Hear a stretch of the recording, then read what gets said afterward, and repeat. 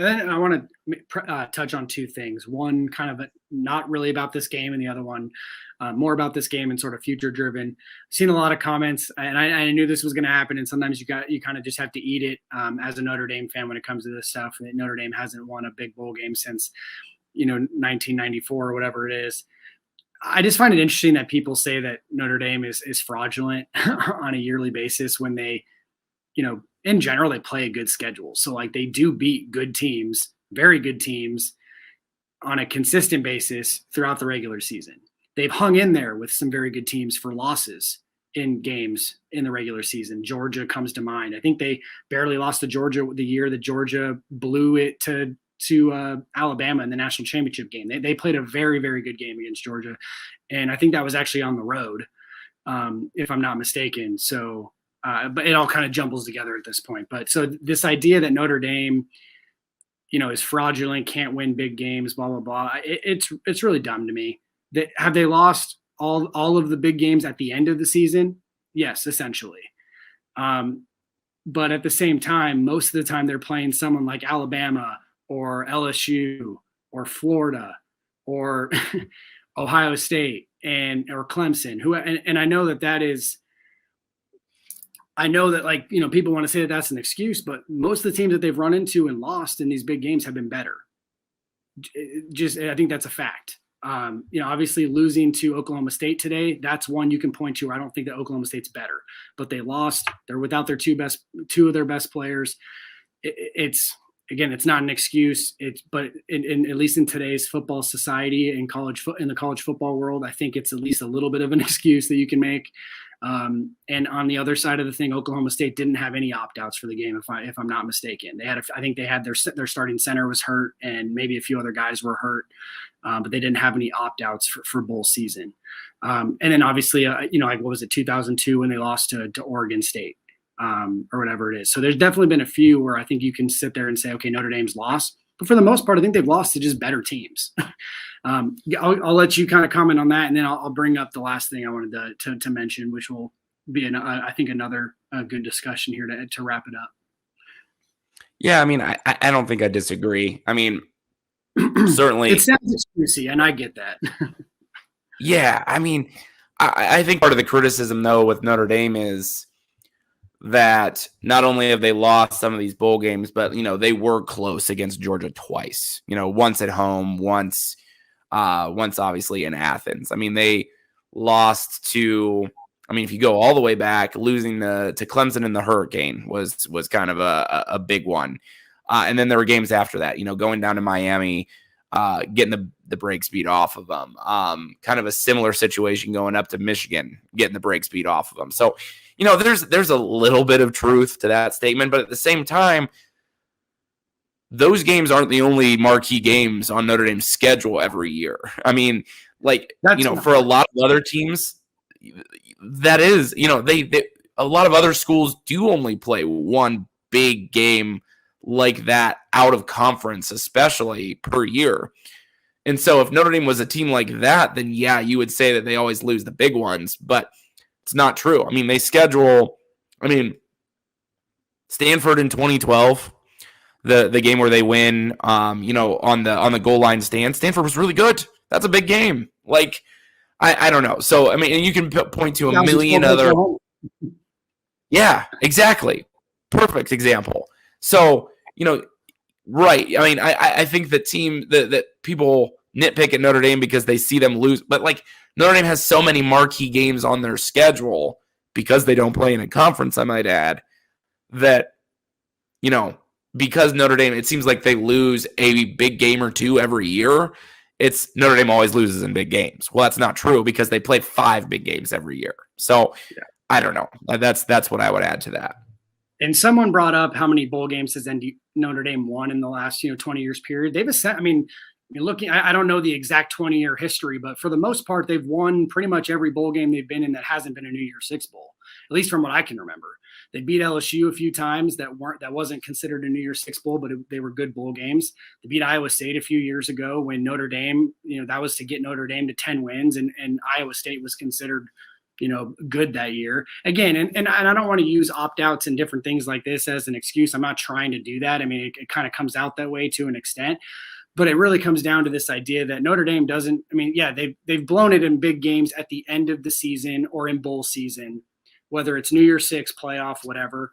I think for the most part, the times that they've lost, 90% of the time they've been the worst team. Today, I don't think that that's the case. And there's been some other cases as well. But in the playoff, look what everybody else is doing in the playoff against Alabama, Clemson, Ohio State, and Georgia when they play them. Those teams are losing to each other, but they're beating everybody else. and they're beating everybody else as just as much or worse than Notre Dame. So from that standpoint, I think it's just a fraudulent argument. But so yeah, if you want to say that Notre Dame has lost big bowl games, sure, I completely agree. I've watched most of them, but this idea that they don't play a good schedule and they never beat anybody good, that's when I'm going to have a little bit of an issue with the argument, and it just seems very leaky to me as an argument, if that makes any sense. Yep. So, and then the last thing I wanted to mention, we haven't really talked. I know we've mentioned the defense a little bit. We talked about Clarence Lewis a little bit as well. And this is sort of more big picture thinking. And again, this is way different topic than we're moving off of. So if you guys have questions or comments and stuff like that, me and Ben are here to talk to you guys for however long. But the one thing that gets me excited, and you even see it today, Peyton Bowen commits to Notre Dame, top 50, top 75 recruit in the secondary, something that Notre Dame hasn't gotten enough of over the last couple of years.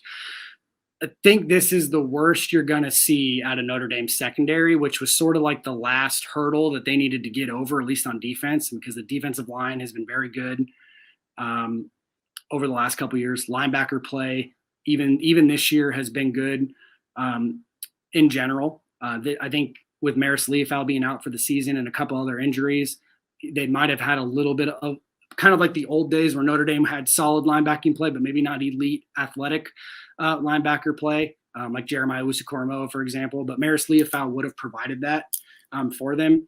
But in the secondary, especially without Kyle Hamilton, in today's game, you really saw Clarence Lewis get exposed. You saw the safeties, I think, get exposed. And people are excited about safety play moving forward with Xavier Watson, Ramon Henderson, and so on and so forth. But now you have two top-notch guys coming in this year with Jaden Mickey and Benjamin Morrison, who everybody's excited about. Next year, you already have 3 4-stars and 3 top 150 guys committed, and Peyton Bowen, Justin Rhett out of a school right down the street from me, actually here in Las Vegas, and Adon Schuler. So that's kind of what gets me excited, is that this is essentially the worst you're going to see this secondary over the next 3 to 4 years, and so on. And I'm really excited to see how they can kind of shore up that part of the, of the defensive side of the football for them. Yeah, I mean, and I think a couple people are saying it even in the comments right now. Somebody a little bit ago said, let Marcus Freeman get his recruits in there and really mold that defense, to be more in his, his image, I guess you could kind of say. And I think that's exactly what's going to happen. I mean, I think that, we've seen flashes of the offense. We knew that, Notre Dame was going to have to find some receivers. And obviously the receiver room is one that I guess you could kind of say is a major point of concern to a certain degree. But, on the defensive side of the football, I think that this is where you're going to see Notre Dame rise to, the level of elite that got them to the national championship in 2012 and, got them to the college football playoff. And then if you bring the offense along anymore, because, the knock on the offense at those times was that it just wasn't good enough down the field. Well, I think you're kind of starting to see that even with Jack Cohn, who's not the best improvisational type quarterback in the world, that you're starting to see the downfield aspect of the offense and that type of stuff. So, I think as it all comes together, which I think regardless of today's results, I think you can't make any argument that it's not coming together in a way that's better for Notre Dame, then I think that things are going to start to work out in games like today for Notre Dame. It's just that, like I say, at the end of the day, you thought today, with all the positive momentum, you thought today was going to be it. But brighter days are ahead on both sides of the football for Notre Dame, that's for sure. Yeah, and maybe with the whole schedule argument, I mean, this year was maybe a bad example. Notre Dame still showed, I think, at the end of the year to have a top 15 strength of schedule or whatever it was. But obviously some down teams this year. Florida State's been down for the last couple of years. USC, same thing. Best team they played ended up being Cincinnati, who did make the college football playoff. So kudos to them. And that was obviously something they probably weren't expecting when they scheduled them.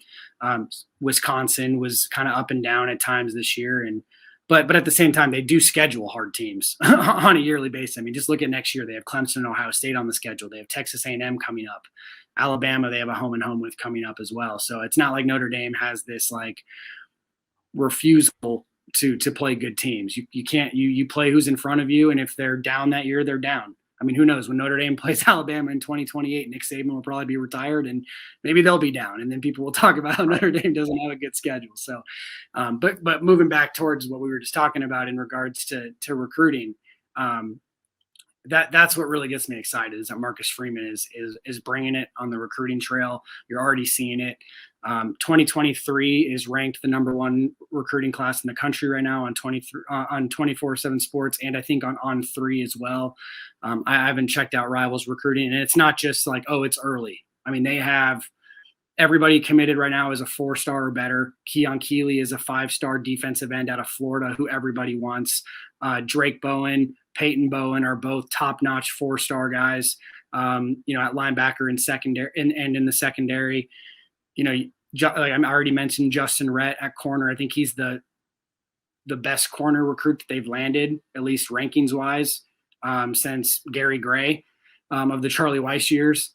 So I mean, things are trending up, and it's not just like, I know every year Notre Dame has a pretty good class, and sometimes they are ranked number 1 or number 2 to start out. But this year is a little bit, or at least the 2023 class, I should say, is a little bit more legit. I was playing around and for those of you who are big recruiting people, you'll find this fun. I was playing around on the 24/7 Sports like class rankings thing where you can kind of create your own class. If Notre Dame were to land, and this is before they landed Bowen, so I think right now they have 8 commits. If they were to land 6 more realistic commits, they will have the same rating that they have this year with 21 guys. And this year is one of their best classes of the Brian Kelly era, I should say. So that just goes to show you what the 2023 class could be and where everything's kind of trending right now. Yeah, I mean, it's exciting. Like, we've talked, so many times on this podcast, other podcasts that we've done together about, and really, actually, I guess it's not just us either. There are people who have broadcasted Notre Dame games in the college football playoffs have said, Notre Dame is just a step behind in this area and that area. And it all boils down to the talent and the recruiting. And now we're starting to see that's, where we thought we had hit a ceiling. Well, apparently we hadn't hit a ceiling. And that's the part, I guess, that makes being a Notre Dame fan right now, pretty exciting. Like I say, today stings. I mean, I keep going back to that because obviously that's still pretty fresh. I mean, game ended a little over an hour ago now, and obviously it's going to sting because you just sort of felt like you wanted that storybook thing with Marcus Freeman and all of that. But like I said earlier, the story with Marcus Freeman probably it's not really fair to start it today. The story with Brian Kelly ends today. The story with Marcus Freeman is starting now, and I'm excited for it. Yeah, absolutely. And that was kind of the point I think both of us were making earlier, probably before a lot of the people that are still listening or that are listening now even heard. But it really did feel sort of like the end of the Brian Kelly era today. It's Marcus Freeman's first game as a head coach, but you can essentially throw an interim title on him today, just because I think with the continuity things, he was probably still sort of more like the defensive coordinator to an extent, sort of like playing acting head coach in a bowl game. And, it's hard. I mean, I know it technically I think will go down as 0-1 for him as a head coach because he was announced the head coach and it's not an interim title and so on and so forth. But yeah, it's I think it really does start now. This is where the Freeman era starts, and you'll see that on the recruiting trail, and we'll see it hopefully next year in some big games. And that's where I think we can start kind of separating Brian Kelly and Freeman to see who is, maybe the better coach. Maybe they're somewhat equal. Maybe it's going to take a few years for Freeman. I mean, obviously, as a first-year head coach, there's going to be some bumps and bruises, I suppose. But we'll see if he can win against Clemson and Ohio State when they're at full strength. If they get into the playoff next year or get into a New Year's Six Bowl and they win, that's really where I think his legacy will kind of start. Not in today's game. Yeah, I absolutely agree with that. I don't really have anything else to add. Marine 76 things is saying he hopes it's interim. I can tell you right now it's not. Maybe he gets fired in 3 years, maybe he doesn't, but it's definitely not an interim title. I know it was probably a joke more than anything because maybe he's not the biggest Marcus Freeman fan, but it's definitely not an interim title, at least as of right now. Right. Ben, you got anything kind of else to sort of wrap this up? I don't think so. Oh, sorry. No, I was saying not a lot of coming in. So right. Yeah, no, not really. The voice is starting to go, to be honest with you. So I did as well as I could there for a while, but it's starting to leave. That's being a basketball coach right in the middle of like flu and upper respiratory season. Fair enough. We'll actually end it with a few questions. A few come Marine 76 here again. All right. Legit question. When it goes to 12-team playoff, does independence still make sense to Notre Dame? I think they've answered that question, whether people want to agree with it or not. They have essentially said that they are willing to give up being a top 4 seed to get a home Notre Dame game, in December where it could be snowing and teams aren't probably going to want to be there because they haven't had a home December game in forever, essentially. So, I don't think it really affect them. I think they like the idea of getting essentially a free home game if they were to be the 5-6 seed or whatever it is. I don't exactly know what that 12-team format's going to look like or if it's actually going to end up being legit. I don't think it's officially been approved yet. But yeah, no, I mean, Notre Dame has at least answered the question that I think that they are okay with staying independent with the 12-team. And not going into an automatic buy or whatever it is that will come with it. Yeah, and I think it gets people off their back a little bit too. I mean, since they're not in a conference, I mean, this is their essentially like their conference championship equivalent. You can't get one of the top 4 seeds if that's how it goes.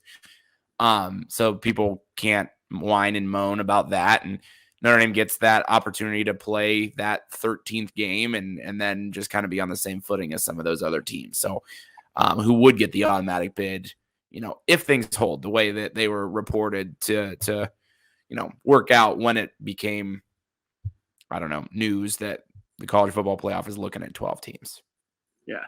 And Marine also mentioned, I don't know if it's a conference championship that gets the top 4. I'm not sure how it's going to work out. I don't think everything's been discussed yet, but when like kind of the early things came back, Notre Dame essentially accepted the fact that, hey, we will, as our punishment or whatever for not playing a 13th game or with that 13th data point, they've essentially said we're okay with being the 5 seed if we get left out in that way. So I think if it does end up being a 12 thing or like a 12 team format, that will be the case, especially because Notre Dame's kind of agreed to that fact and Swarbrick said he's okay with it and so on and so forth. But we'll see how it goes and kind of go from there. Now, with that said, I wouldn't say that Notre Dame should do that. I think if the committee thinks you're the second best team in the country, they should be okay with being the second best team in the country and just taking that.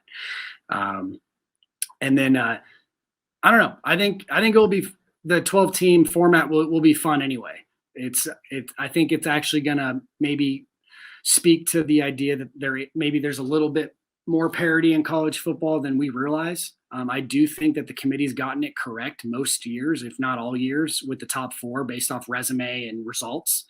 Because I do think that's important. For example, do I think Notre Dame's a better football team than Cincinnati? I do. I don't think Notre Dame deserved to be in the college football playoff over Cincinnati this year based on field results and resume. Cincinnati beat Notre Dame straight up at Notre Dame, and they went on to win the rest of their games. So it was hard for me to sit there on, the day that everybody or the committee bowl pick day and say like Notre Dame deserved to be in. So, but what I think it will do is there's going to be teams in the SEC. There's going to be like this year with Ohio State losing to Michigan and not getting a chance in the playoff. Maybe Ohio State's not that good this year. They're losing to Utah in the Rose Bowl, and they've lost some questionable games this year in general. But you might see some of those like, okay, a team has a hiccup and they're able to still play in this 12-team format, and maybe they go far. I think Alabama would have been a good example of that this year if they would have lost to Georgia in the SEC championship. I think Alabama is probably a top 4 talent this year.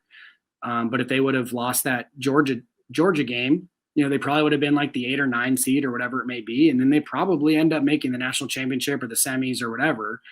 And again, that's Alabama, so maybe it's a bad example, but I think that there's other teams out there on a yearly basis that are probably better than the top 4 on, talent-wise and stuff like that, and can certainly get to those points. And so, yeah, I think it's actually going to show a little bit more parity with the 12-team format versus the 4-team format, because you really have to base it off results and resume in the 4-team format. Right. And this isn't a correction, more of an addition. I mean, you kind of alluded to it. Or a team like Notre Dame this year that was playing like terrible at the beginning of the year and then gets kind of hot, down the stretch. I mean, those are the types of teams you want to see in the playoff. Now, maybe after today's game, that's maybe not the best example, but you get my point. I mean, Notre Dame was playing as well as anybody that last week of the season. So, a 12-team format obviously would have gotten Notre Dame, even a 16 format would have got Notre Dame into that situation. So I think it's going to be good for college football in general. And the other thing with that too is you're going to get less opt-outs, which is what everybody wants. You're going to get teams at essentially their full strength. Again, it's not an excuse in bowl season. Some players continue to play, some don't. In today's case with Notre Dame, they're up 28-7. So I don't think Kyle Hamilton and Kyron Williams not being there should be any sort of excuse for them losing that game. They simply got dominated in the second half, and Oklahoma State won. But you put Kyron Williams and Kyle Hamilton on the field in a playoff format, Notre Dame's an insanely better team than just what they showed today. I mean, that's two out of their 3 best players. And that goes for everybody. I mean, you look at even someone like, I think it was Pitt, Kenny Pickett was out for Pitt, and they lost to Michigan State by 10 points. Pitt might be better than Michigan State this year if Kenny Pickett's playing. And there's a lot of other examples that you can point to. So when you have this 12-team format or 8-team format, whatever it is, you're going to get more games with everybody playing at full strength. And then you're going to get a better idea in bowl season, who's actually good, who's maybe fraudulent, and so on and so forth. Yeah. Can't argue with that.